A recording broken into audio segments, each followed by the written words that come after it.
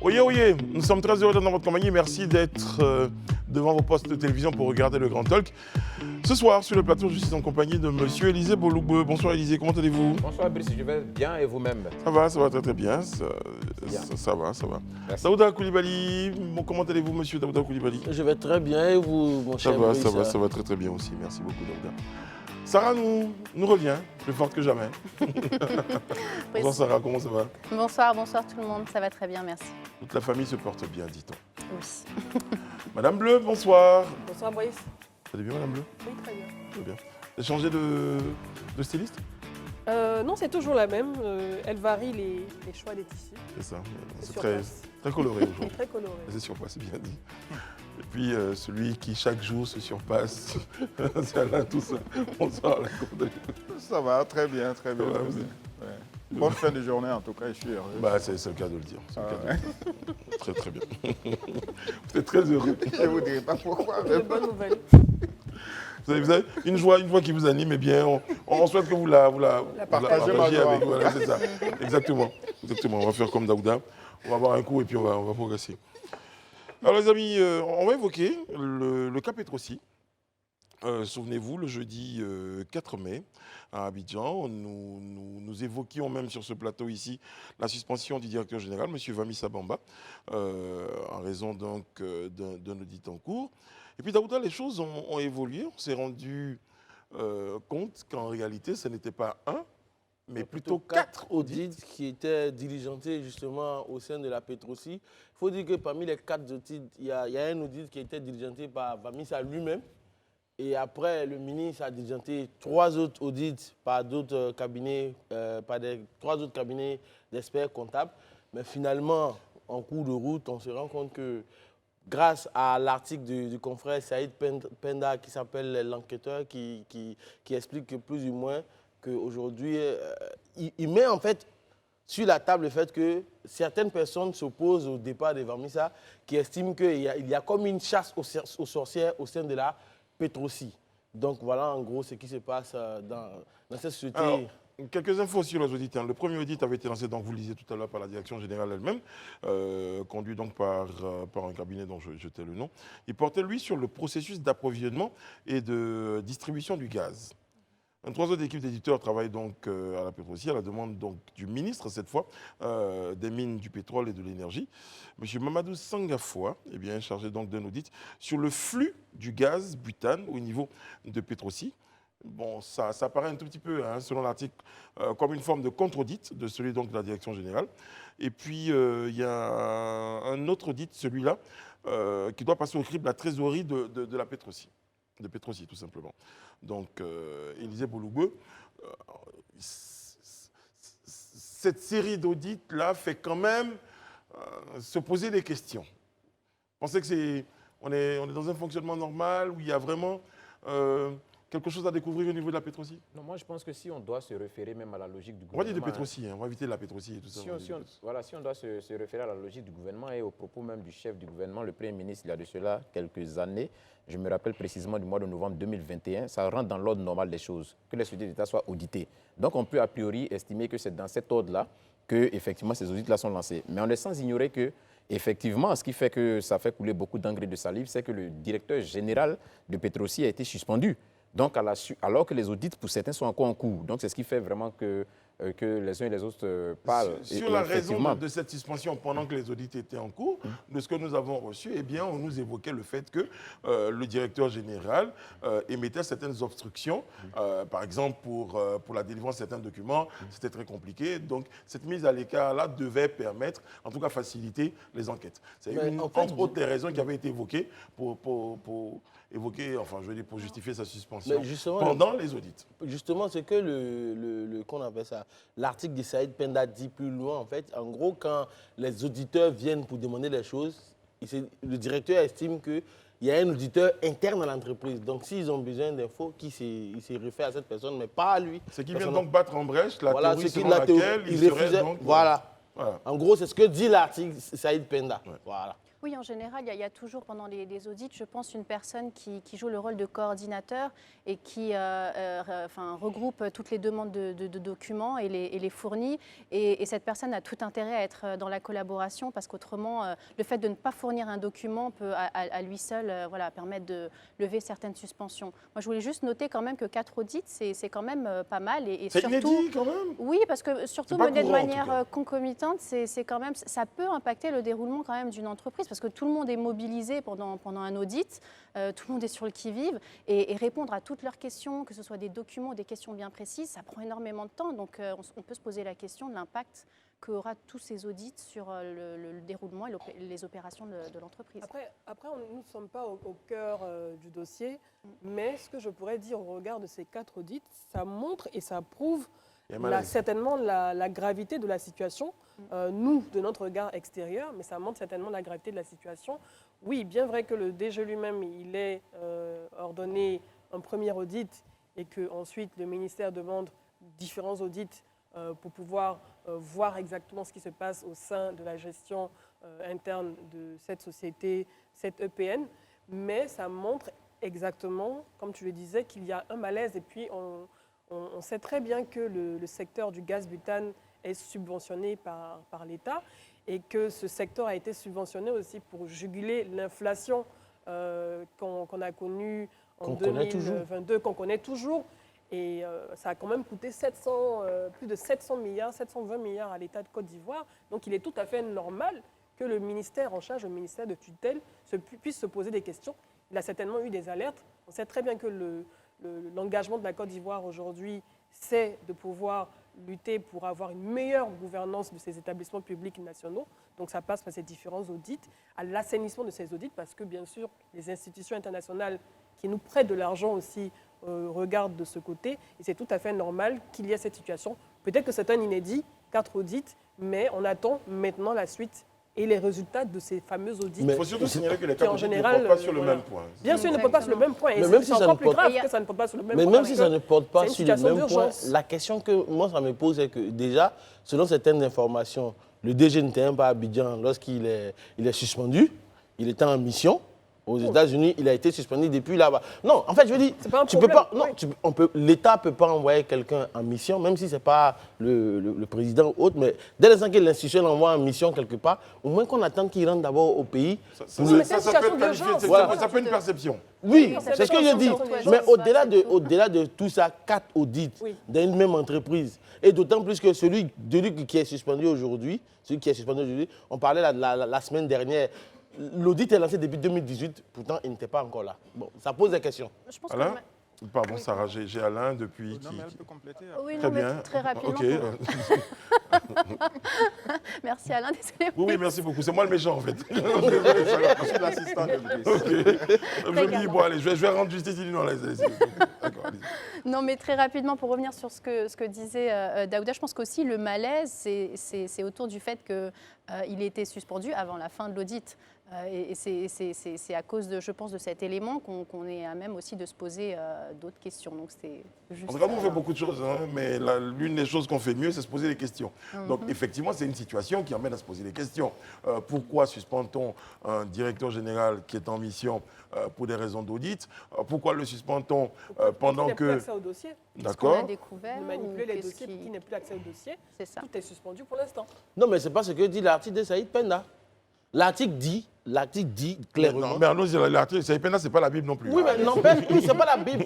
Au moins, non. C'est son Je point dis, de vue sur la C'est question. son point de vue, mais je pense que c'est sur cette base qu'on est en train de débattre aussi ici. Donc, sinon, si c'est pas, on n'allait pas le faire. Mais je veux dire, il dit quoi clairement? Quand les enquêteurs viennent, qu'ils disent que le DG se rend coupable d'obstruction, l'article dit qu'ils ont demandé à d'autres collaborateurs qui disent que non, il y a un auditeur interne dans l'entreprise. C'est lui qu'il faut aller voir. Et c'est comme ça que marchent les sociétés d'État. Donc, du coup, pas dire que c'est le directeur qui fait obstruction, ça fait un peu bizarre. Un proche collaborateur, je cite l'article pour dire, il faut qu'on soit. Un proche collaborateur du directeur général précise que ce dernier ne peut être accusé dans ce dossier des audits d'un commun accord avec la tutelle technique au ministère, en l'occurrence Mme Kone-Mélène.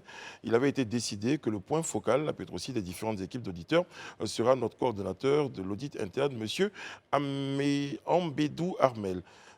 Marsous confirme ainsi qu'on ne peut donc accuser Vamissa Bamba d'avoir entravé les audits puisqu'il avait désigné un interlocuteur avec les fermes instructions de mettre à la disposition des auditeurs tous les documents requis.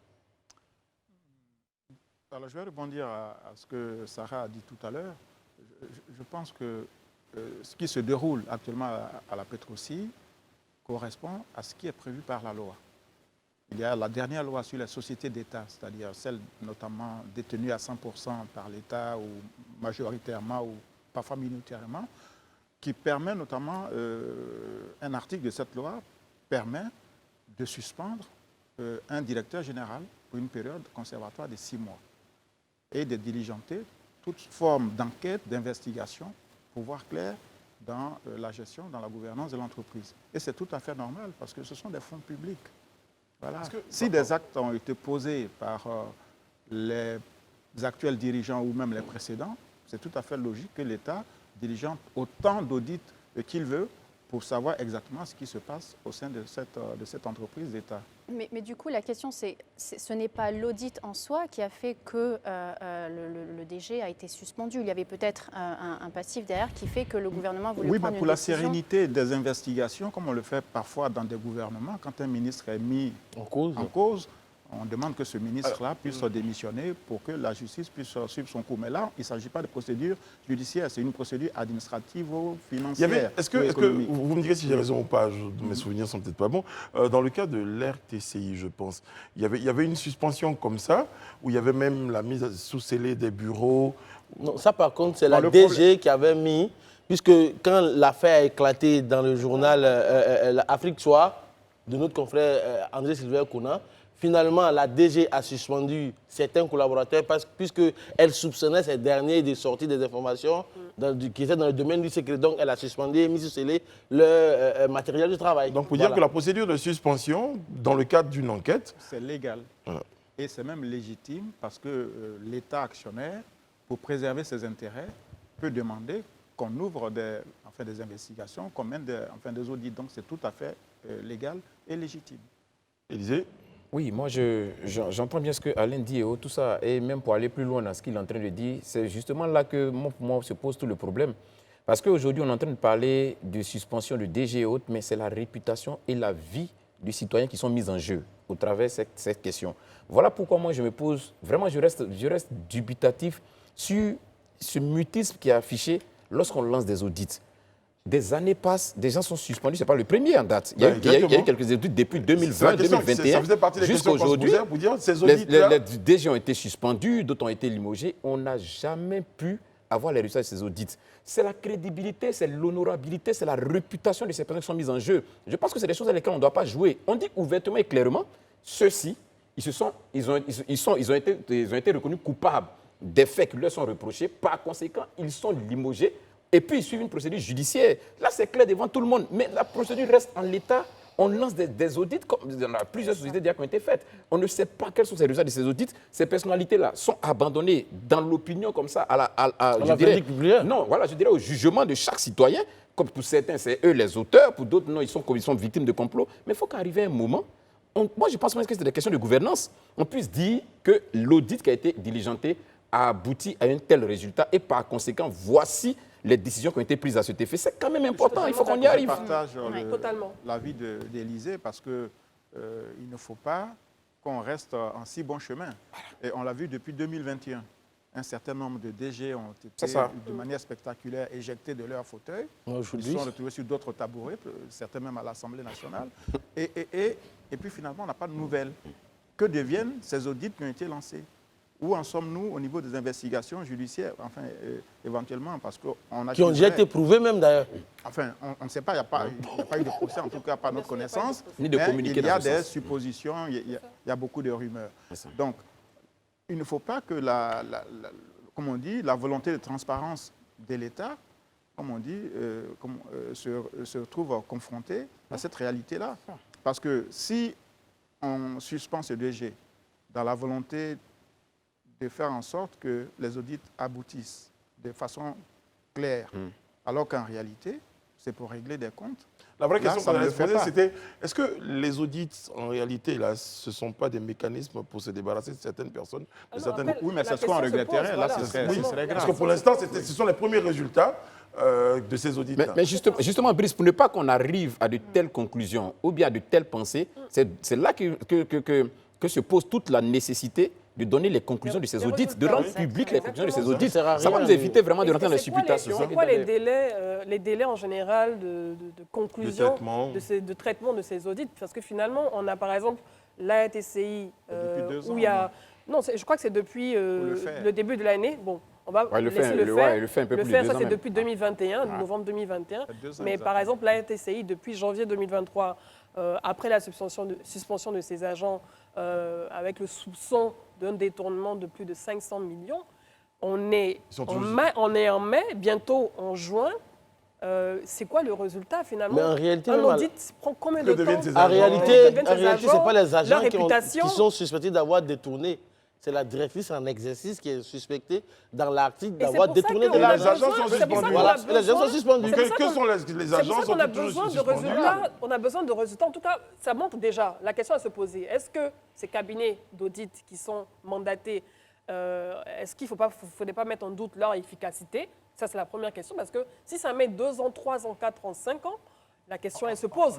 Ou bien, lorsque le résultat il est fourni par ces cabinets d'audit, mais finalement, les institutions, les EPN, devraient pouvoir donner les résultats et qu'on puisse laver, si c'est le cas, la réputation de ces personnes. J'ai 15 secondes, qui a été Élisée, pour soupçonnées, vous. par 15 exemple. secondes. Ok, moi je voudrais vraiment qu'on soit très ferme sur ça. Hein. On n'a pas la prétention de vouloir donner des leçons au gouvernement parce qu'on estime que les uns et les autres savent ce qu'ils font et ils ont été mis là en fonction de leurs compétences. Mais nous, on estime que, bien évidemment, en fonction même de ce qu'eux ils disent à longueur de journée, la nécessité de transparence, la nécessité de parvenir à une gouvernance qui soit une gouvernance crédible, il est important. Et moi, je le dis, je m'appuie toujours sur la parole même du président de la République. Quand il est face au Congrès et qu'il parle de la question de redevabilité, la nécessité pour les gouvernants, pour ceux qui sont installés en responsabilité dans l'État, d'être redevables aux populations. Mais c'est de ça qu'il s'agit. C'est-à-dire nous donner les informations sur la gestion des choses publiques. C'est capital. Et ça, vraiment, je pense que c'est pour moi le plus gros défi actuellement à relever. Nous donner l'information et surtout nous Alors, donner l'exemple. oui, le bon justement, exemple. nous sommes journalistes, notre rôle, c'est de se poser des questions. C'est dans un là premier qu'il temps. faut saluer le travail de Saïd Penda,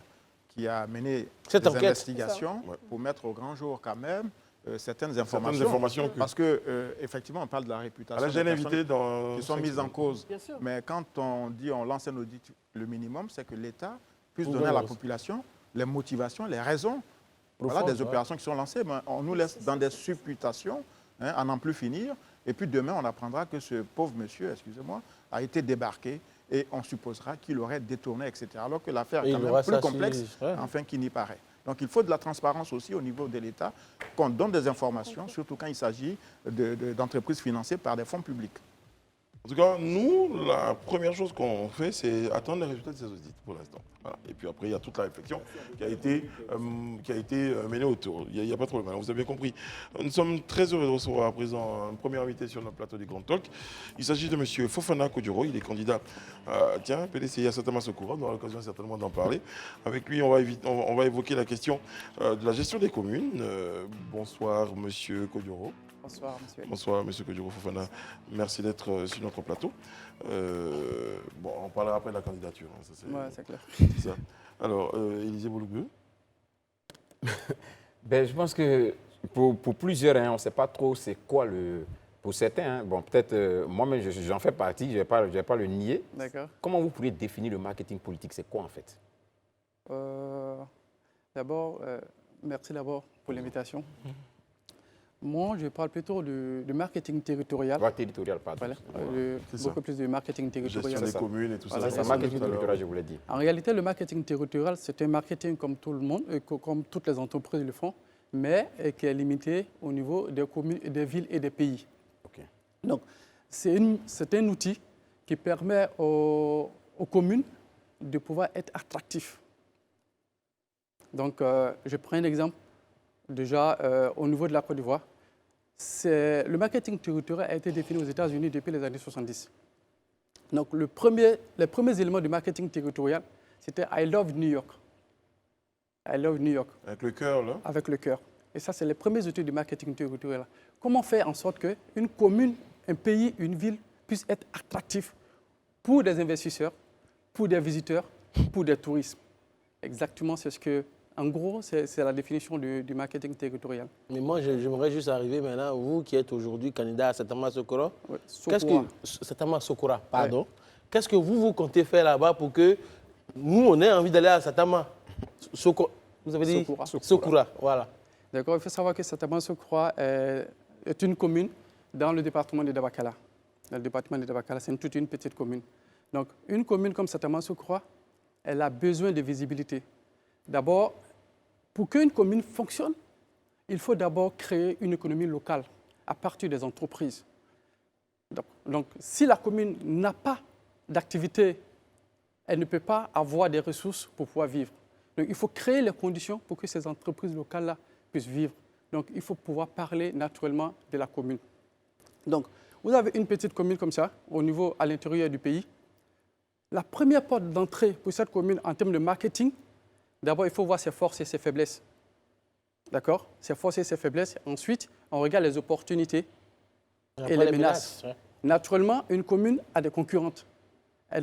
C'est comme le marketing normal. Vous avez une commune, juste à côté, vous avez une autre commune qui est Satama Sokoro. Donc, naturellement, la commune concurrente est juste à côté. Et vous avez d'autres communes qui sont aux alentours de cette même commune. Vous avez Dabakala-Ville, vous avez Bassawa. Naturellement, comment attirer des gens vers Satama Sokora par rapport à la stratégie de marketing territorial? La première porte d'entrée du développement d'une commune comme chez nous, c'est la culture. De façon naturelle, c'est ce que nous avons. Donc, présenter la culture de Satama Sokora, promouvoir la culture, c'est la première porte d'entrée pour cette économie-là. Ensuite, vous avez l'histoire. L'histoire de Satama Sokora avec ses hommes et ses femmes, des personnes qui ont pu véritablement construire cette ville-là, cette commune. Donc, ça, c'est la première porte d'entrée de la ville, et qu'on appelle ça du développement économique. Ensuite, vous avez tout ce qui est en termes de formation, en termes d'innovation pour cette ville-là. Moi, je dis, pour une ville de l'intérieur, peut-être que vous n'allez pas croire, une ville comme ça, comme Satama Sokora, on peut faire de cette ville-là la ville la plus connectée de Côte d'Ivoire. Très bien. À partir de l'Internet par satellite. Et alors, ça va être la dernière question d'entretien, hein, parce qu'on va au JT après. Alors, dites-moi, M. Fofana, aujourd'hui, des communes, des administrations de communes vous regardent. Aujourd'hui, est-ce qu'il y a un mécanisme qui permet l'organisation de cette stratégie de valorisation de ces villes-là? Exactement. Le marketing et les outils existent. Il y a une méthode. On fait le diagnostic de la ville. Et ensuite, on pose la problématique et on oriente. C'est une question de vision. Une question de vision globale sur le long terme. Donc, quand vous avez une petite commune ou une grande commune, même à Abidjan, vous partez sur un principe et vous développez. Je prends par exemple le cas de la Côte d'Ivoire. Quand vous êtes de l'extérieur, la première chose qui rentre dans la tête des Ivoiriens, c'est le café et le cacao à l'extérieur. Ça, c'est une stratégie de marketing territorial. En 1974, le président Houphouët-Boigny a fait écrire Café de Côte d'Ivoire sur le maillot de Girondins de Bordeaux. Ça, c'est une stratégie de marketing territorial pour attirer les gens vers la Côte d'Ivoire. Le président Houphouët a vraiment travaillé sur ce côté de marketing. Comme vous pouvez comprendre, que vous parlez tout à l'heure du pétrole, de la scie, de la gestion des pétroliers. Mais la Côte d'Ivoire ne produisait pas encore du pétrole, mais nous avons eu la scie ici pour attirer d'autres pays à venir là. Ça, c'est une stratégie de marketing territorial. Donc, il faut créer un produit spécifique à chaque commune pour faire venir les gens. Je prends par exemple, je vais prendre le cas de la région du Tchologo par exemple. Aujourd'hui, l'État est en train de faire le port sec à Ferké. À Ferké, oui. Naturellement, selon les informations, le port sera disponible courant 2024. Mais un port comme ça, il n'y a pas de communication autour, ce n'est pas normal. Parce que du coup, ça fait de la région de Ferké une région logistique. Et c'est ça le plus important, ça fait de la région de Ferké une région logistique. Donc une région logistique, elle a la même équivalence que la région de l'Île-de-France, qui est une région logistique. Donc naturellement, il y a plusieurs activités qui vont tourner autour de ce port sec-là. Mais on ne va pas venir chercher encore des gens au sud pour aller travailler au port sec. Donc il faut pouvoir anticiper sur la formation des logisticiens, sur l'immobilier logistique. Même le couturier, sa manière de coudre, les habits vont changer. C'est 70 000 emplois que ça va créer. renforcer le capital humain. Exactement. Très bien. Et puis, justement, heureusement que la Côte d'Ivoire a des personnes comme vous qui vous êtes assigné la mission de travailler à ce que ces communes-là puissent avoir beaucoup plus de visibilité, connaître leurs potentialités et les valoriser aux yeux du reste du monde. Et ça s'appelle de la stratégie de marketing territorial. Mais en tout cas, merci d'être passé ce soir sur notre plateau pour nous en parler. Et on aura, je vous promets, d'autres occasions de nous recevoir sur le plateau. Et là, on ne fera pas comme Daouda pour vous demander qu'est-ce qui est prévu. On vous demandera beaucoup d'autres choses sur votre candidature à Satama Sokoura. Parce que là, on a appris qu'à côté de Satama Sokoura, il y a Satama Sokoro. Voilà. Exactement. En fait, j'ai pensé à Sokoro. Ne vous justifiez pas, Daouda, ne vous justifiez pas.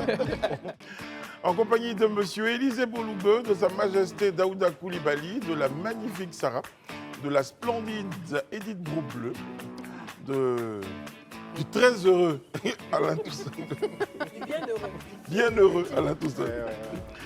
Et nous avons rejoint sur le plateau du Grand Talk pour la suite. Je dis professeur Saraka.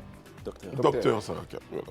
Bonsoir docteur, comment allez-vous? Très bien. Mais c'est pas fou, parce que dans leur parti, il y a trop de professeurs. Ben oui, justement. Mais Élisée, vous êtes celui qui lit dans mes pensées. Ben exactement. Bonsoir docteur, comment allez-vous? Je rappelle, vous êtes secrétaire général du COGEP. Tout de suite frontalement. On a évoqué hier sur notre plateau la décision de Charles Blé Goudé, donc M. Charles Blé Goudé, de ne pas briguer, en tout cas avec son parti, d'élections régionales ou municipales, parce que l'objectif était ailleurs. La recherche de la paix. Est-ce qu'on peut un tout petit peu commenter, est-ce qu'on peut donner plus de détails en tout cas sur cette décision? Et puis après, nous, on vous posera les questions qu'on s'est posées ici, et ça tombe bien que vous soyez sur notre plateau aujourd'hui pour qu'on vous les pose. Merci de nous inviter encore sur votre plateau, pour nous adresser aux Ivoiriens.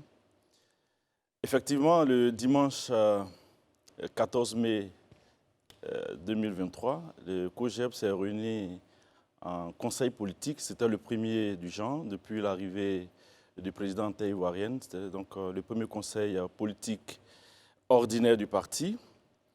Et au nombre des décisions majeures qui ont été prises, figurait effectivement la question des élections locales 2023. Et à ces élections, le COGEP a décidé de ne présenter aucun candidat sous aucune forme.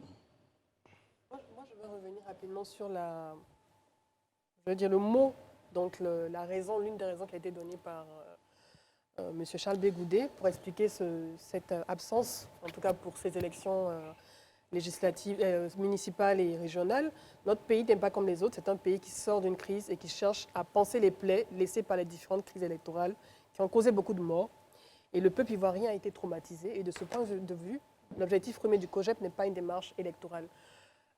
Pourquoi est-ce que cette raison justifierait juste cette absence? Pourquoi ne pas simplement avoir dit que nous ne sommes pas prêts à participer à ces élections parce que voilà, nous n'avons pas suffisamment peut-être de partisans, mais est-ce à dire que lorsque le COGEP participe à une élection, ceci n'est pas gage de stabilité ou de paix, par exemple? Merci madame. Le COGEP était prêt pour ces élections. Parce que pour aller à une élection, on a besoin de candidats, de ressources humaines, logistiques, matérielles, etc. Et du point de vue des ressources humaines, le COGEP a des cadres. Et si nous avons pris cette décision de ne pas aller aux élections, c'est en tout cas par rapport à nos priorités. Nous avons analysé la situation actuelle de la Côte d'Ivoire. La Côte d'Ivoire qui a besoin de paix et de rassemblement. Nous sommes réunis, nous avons réfléchi pendant près de 5 heures de temps avant de prendre cette décision. Ça n'a pas été du tout facile. Ça a été un moment de renoncement. C'est comme la période de semences qu'il faut savoir choisir. C'est que pour avoir une belle moisson, il faut choisir le moment opportun de la semence. Et le COGEP a estimé que dans les conditions actuelles, sa priorité était de continuer la campagne, la mission que nous avons librement assignée au parti et à son président. Le Charles Blé Goudé est arrivé le 26 novembre dernier et le 27 novembre, nous sommes réunis en conseil politique. Le parti a décidé de travailler à la paix, à la réconciliation et au rapprochement des Ivoiriens. C'est dans ce même contexte-là qu'interviennent donc ces élections. On a analysé, nous sommes dit qu'il fallait poursuivre la campagne de paix et de réconciliation. Et justement, depuis près d'une décennie, toutes les élections sont source de violence, de distension. Comment un parti sérieux qui a décidé librement de travailler à la paix, au rassemblement des Ivoiriens, peut renoncer là où il y a matière à redoubler d'efforts. Mais est-ce que c'est Donc pas parce nous que avons vous êtes décidé plutôt Est-ce que c'est de pas parce faire que en vous sorte êtes que ces dans les élections... capacités Daouda, excusez-moi. Nous avons plutôt décidé de faire en sorte que ces élections ne soient pas émaillées de violence. Que ce soit des élections zéro incident, zéro blessé, zéro mort. Donc nous ne restons pas les bras croisés pour dire les élections, ça ne nous concerne. Ces élections nous concernent au plus haut point. Nous voulons faire en sorte que ce soit des élections apaisées. Puisque tout le monde a décidé malgré tout d'y aller. Et Dieu seul sait qu'il y a beaucoup d'ingrédients qui sont encore réunis pour des violences électorales.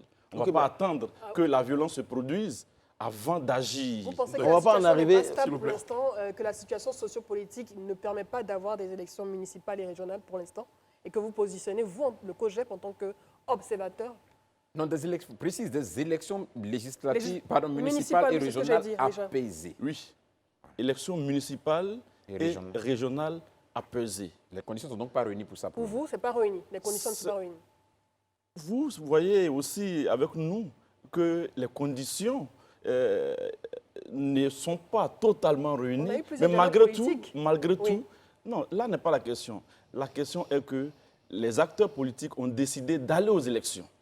Et on sait que ces élections, comme toujours depuis 10 ans, tout le monde est d'accord, hein, et puis on va aux élections. Malheureusement, la violence arrive toujours.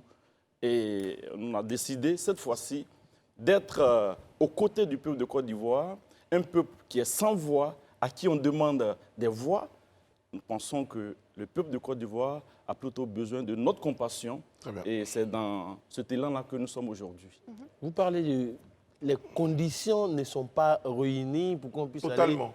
Voilà, totalement réunies. Mais c'était nous quelques conditions qui ne sont pas réunies pour que ces élections couplées municipales et régionales puissent se tenir. Je voulais préciser que ce n'est pas par rapport aux conditions qui ne sont pas réunies que le COGEP a décidé de ne pas participer à ces élections. Le COGEP aurait bien pu participer à ces élections parce que nous avons des cadres qui ont travaillé pour ces élections. Et donc la décision du 14 mai dernier n'a pas été une décision facile. Nous avons une priorité. Dans la vie, il faut savoir faire des choix. On ne peut pas choisir plusieurs choses à la fois, plusieurs priorités à la fois. Les élections, c'est une priorité pour les partis politiques. Et nous, on a décidé de faire de la paix, de la réconciliation, du rapprochement des Ivoiriens, la priorité des priorités. C'est douloureux. Parce qu'il y a la perte de ce qu'on n'a pas choisi. C'est-à-dire ces camarades que je tiens ici à saluer, à féliciter, qui étaient prêts à aller à des élections. Parce qu'on pouvait gagner dans de nombreuses localités. Par exemple, à Guibérois, chez Charles Blé Goudet, c'est évident que le COGEP allait gagner la municipalité de Guibérois. Mais on a décidé de renoncer. Vous savez, on mesure la valeur d'un sacrifice à la grandeur du renoncement. Alain Toussaint, Alors, avant Élisée, Justement, Monsieur Saraka, est-ce que ce renoncement ne serait pas une forme de repli tactique, voire stratégique, de M. Charles Blé Goudet, compte tenu d'une situation, il est arrivé récemment, il a besoin d'avoir de la visibilité, qui sont ses amis, ses alliés, les partenaires, etc. Et il ne veut peut-être pas fâcher les uns et les autres. Voilà, vous savez très bien sa situation aujourd'hui du point de vue judiciaire. Il est frappé par une décision de justice qui le rend inéligible. Et pour cela, il a besoin d'être, comme on dit, dans de bonnes dispositions à l'égard du pouvoir. Voilà, ça, c'est le premier point. Deuxième point, est-ce que vous avez les ressources aussi, au cas où vous auriez décidé d'aller à ces élections, pour faire campagne dans 201 communes, 31 régions? D'abord, sur le premier volet de votre question, je voulais préciser que notre analyse n'était pas la question de la situation de Charles Blé Goudet. Parce qu'on parle d'élections municipales et d'élections régionales.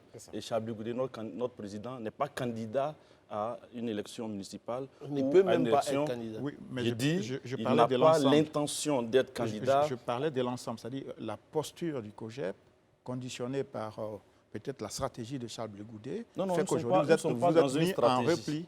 Nous ne sommes pas dans par une rapport stratégie. aux élections, Parce pour que- ne pas fâcher le pouvoir, pour ne pas fâcher peut-être vos partenaires du PDCI ou du PRCI, enfin je ne sais plus.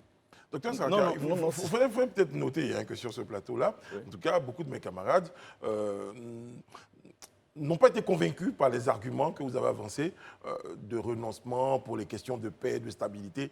Je crois que déjà, vous avez bien noté que bon nombre d'Ivoiriens ne sont pas convaincus par ces arguments-là.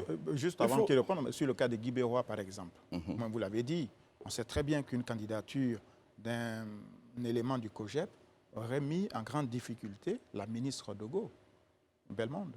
Voilà. Et ça, ce ne serait pas forcément apprécié par le RDP. Il n'est Au pas moment où vous êtes en train candidat. de négocier un certain nombre de choses avec eux. Donc dites-nous la vérité. Vous n'allez pas aux élections. C'est vrai, c'est bien. La paix, la réconciliation, la cohésion, chapeau.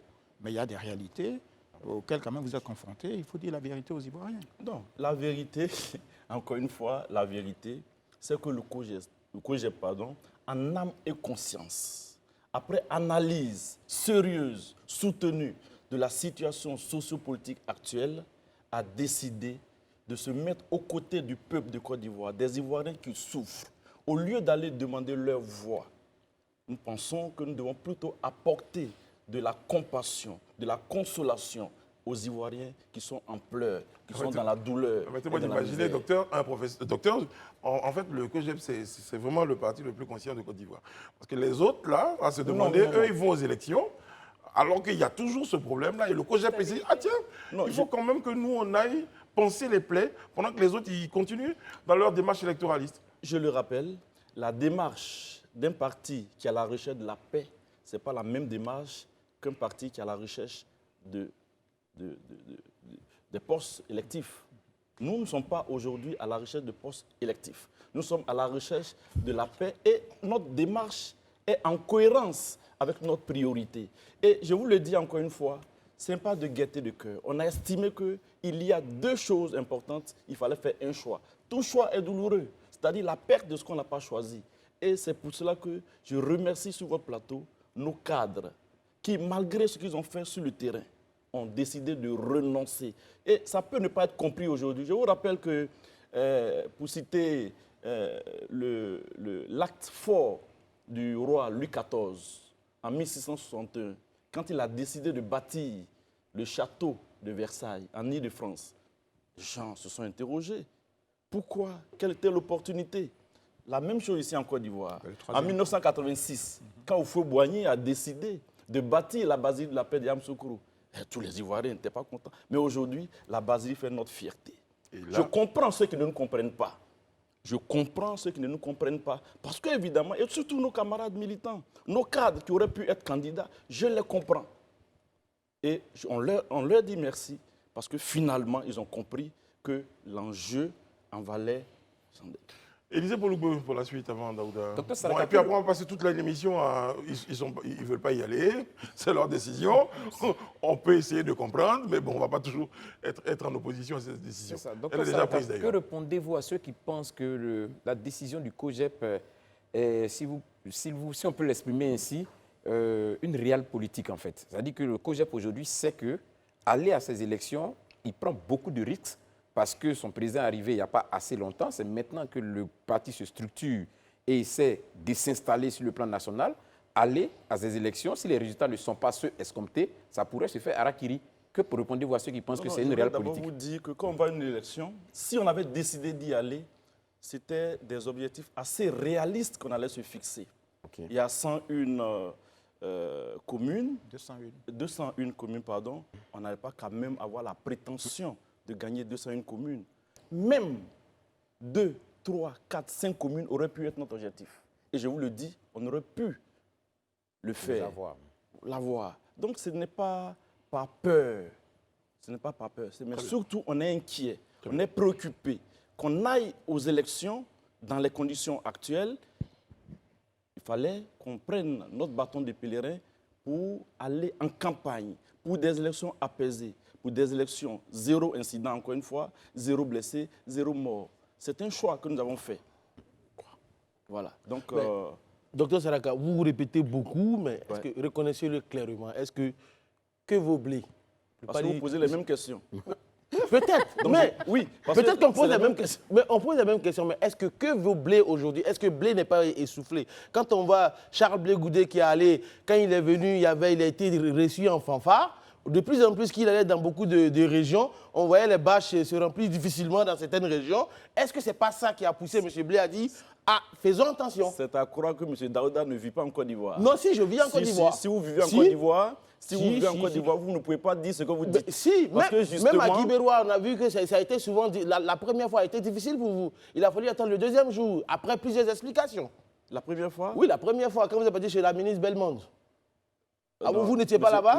Monsieur Daouda, mais vous si, ne savez pas de quoi vous parlez. Non, je sais très bien de quoi je Bon, parle. Laissez-moi vous dire, laissez-moi vous dire que Charles Blé Goudé, si on voulait décider en fonction de sa popularité, en fonction de la mobilisation populaire dans les localités partout où il était passé, et vous avez vu notre conseil politique, on a appelé que les délégués. Encore que certains étaient absents. Vous avez vu la salle? Ce n'est pas un parti. Bon, ce n'est pas la rue de Pic ou le CGFI aussi. Le COGEP mobilise, le COGEP est implanté en Côte d'Ivoire et nous avons décidé de prioriser la question de la réconciliation. Dans la vie, il faut être cohérent. C'est une question de cohérence. On a décidé de bâtir la paix. Tout à l'heure, je vous parlais du château de Versailles et de la basilique. Ce que nous voulons bâtir, nous, vous allez voir demain et vous allez en profiter, vous allez en jouir, c'est une Côte d'Ivoire apaisée. Cet édifice-là, nous sommes à pied d'œuvre pour la bâtir. Docteur Saraka, on va sortir des raisons. On va aller surtout sur les actions maintenant. OK. On est d'accord avec moi. Tout le monde est d'accord sur le plateau? Très bien, on a fait 12 minutes autour des raisons. Allons-y sur les actions. Vous n'allez pas aux élections, pour une raison que vous avez évoquée. Qu'est-ce que vous entendez mettre en place pour que ce pari d'élection zéro violence soit une réalité? Et pour ajouter à sa question, lorsque Charles Blé Goudé est revenu en Côte d'Ivoire, l'une des premières choses qu'il a annoncées, c'est que dans le cadre de la réconciliation nationale, il ferait quelque chose qui n'a jamais été fait, qui n'a jamais été vu dans ce pays pour la réconciliation. Alors, quelles sont les actions qui sont prévues si vous n'allez pas aux élections? Moi, je peux répondre qu'aucun parti a décidé de ne pas aller aux élections pour la paix. Et c'est l'occasion pour eux de montrer ça n'a jamais été fait déjà. Ce qu'ils ont prévu. Non, les actions qui sont prévues, je vous disais que le 27 novembre dernier, nous avons décidé de mettre Charles Blé Goudé en mission pour la paix, la réconciliation et le rapprochement des Ivoiriens. Et les élections dont nous parlions tantôt interviennent dans ce contexte-là. Et on a décidé de prioriser donc, cette campagne, de poursuivre cette campagne. Cette campagne, c'est une campagne de proximité. Ce n'est rien d'autre que ça. C'est une campagne de proximité où Charles Blé Goudé va partout, va consoler les Ivoiriens qui ont souffert de la crise que nous avons tous vécue. Et il va partout, il va dans les mosquées, il va dans les églises, il va voir les communautés, les chefs traditionnels, les Ivoiriens, et partout. M. Daouda n'a peut-être pas vu les images, mais les populations sont enthousiastes et ont accepté, partout où Charles Blé Goudé est passé, ce message de paix et de réconciliation. Mais justement, je disais qu'on n'a pas encore atteint tous nos objectifs, ne serait-ce qu'en matière de couverture géographique. Parce que la couverture géographique aussi est un objectif. C'est-à-dire qu'on veut arriver partout en Côte d'Ivoire, ce qui n'est pas encore le cas. Alors justement, à ce propos, non, vous évoquez, vous n'avez pas encore couvert toute la Côte d'Ivoire du point de vue de la démarche de Charles Blé Goudé? Quand vous dites la démarche, c'est l'implantation du parti. Oui. Non, la démarche est sûre de tous les Ivoiriens.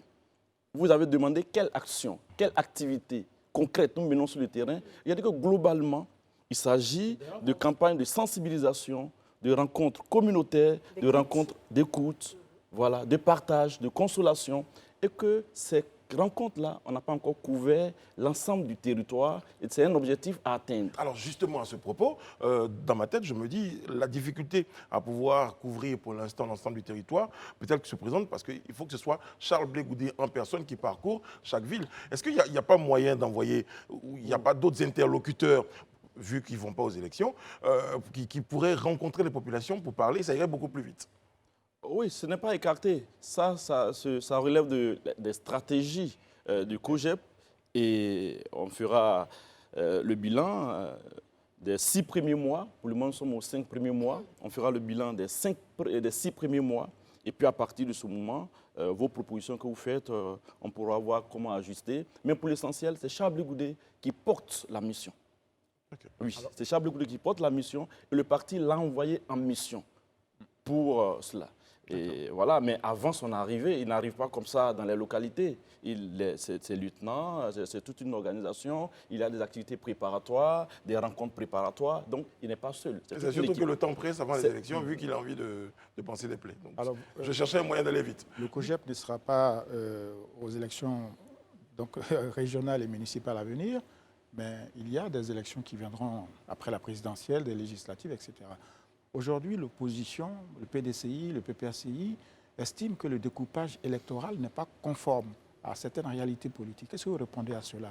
Que ce découpage aurait été fait sur mesure pour avantager le parti présidentiel. Qu'est-ce que vous répondez? Le moins qu'on puisse dire, c'est que le découpage électoral en Côte d'Ivoire ne repose pas sur des critères assez objectifs. Est-ce la densité de population? Est-ce la superficie? Ou des critères mixtes? On n'en sait absolument rien parce que ce que nous voyons, il n'y a aucune cohérence, aucune logique.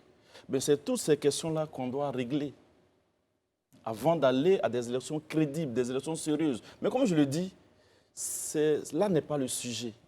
Parce qu'en ce qui nous concerne, nous n'avons pas décidé de ne pas présenter de candidat pour ces raisons-là. Nous estimons que tout le monde devrait savoir qu'on ne peut pas aller à des élections dans n'importe quelle condition. Mais comme tout le monde a décidé d'y aller, comme quoi on n'a pas de choix. Et pourtant, dans la vie, on a toujours le choix. Tout le monde décide d'y aller. On n'est pas là pour critiquer ces positionnements, parce que cela peut relever peut-être de leur stratégie. Mais en ce qui nous concerne, comme tout le monde va aux élections et que les risques de violence sont là, il faut agir, il ne faut pas croiser les bras. On a décidé de ne pas être une des parties à ce conflit qui se pointe à l'horizon. Alors, autre germe peut-être de violence à venir, ou en tout cas de contestation, c'est la question de la justice. Lors des dialogues politiques, notamment du 5e round, il a été convenu que des accords seraient trouvés, notamment pour l'éligibilité de l'ancien président Laurent Gbagbo, frappé par une décision de justice, de même que Charles Blé Goudé, et puis l'amnistie pour certaines personnes détenues depuis la crise post-électorale. Quelle est votre position sur cette question de la justice qui pourrait peut-être faciliter un apaisement politique en Côte d'Ivoire? Effectivement, vous avez raison. La justice devrait être un facteur de rapprochement entre les Ivoiriens. Et malheureusement, il y a des décisions qui sont là.